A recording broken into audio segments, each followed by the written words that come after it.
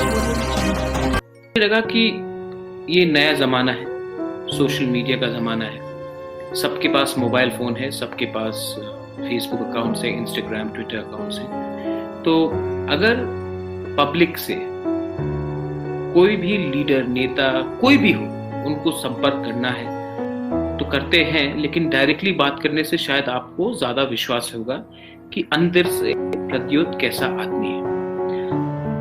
Important issues है। हम गए थे कॉकबोरोक इन रोमन स्क्रिप्ट। हम गए थे कि जो भी अकॉर्ड साइन किए गए हैं, आज से पहले TNV अकॉर्ड हो, NLFT हो, ATTF अकॉर्ड हो, उनका आदर किया जाए, क्योंकि एक मौका मिलता है उग्रपंथी ग्रुप को कि हमने जो साइन किया वो आप हमें नहीं दे रहे हैं, तो उसको ख़त्म करने के लिए हमने 244A article state with in state कहा, क्योंकि हम त्रिपुरा लैंड नहीं चाहते हैं, हम त्रिपुरा राज्य का विभाजन नहीं चाहते हैं। इसके लिए हमने कहा कि डायरेक्ट फंडिंग आप 244A के अंदर, जैसे आपने कार्बी आंग्लों को दिया है, वैसे आप त्रिपुरा राज्य को दीजिए।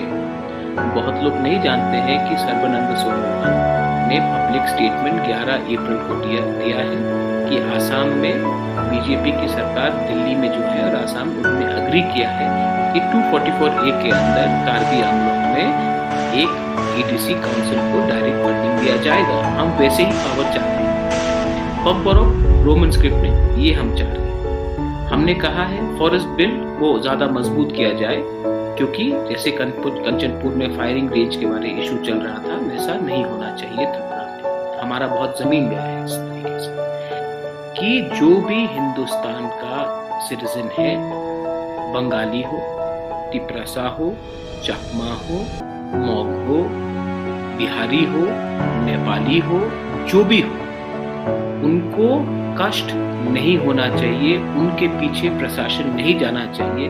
हिंदू हो, मुसलमान हो, उनके पीछे प्रशासन को नहीं जाना चाहिए, उनके जाति, भाषा और धर्म के आधार पर।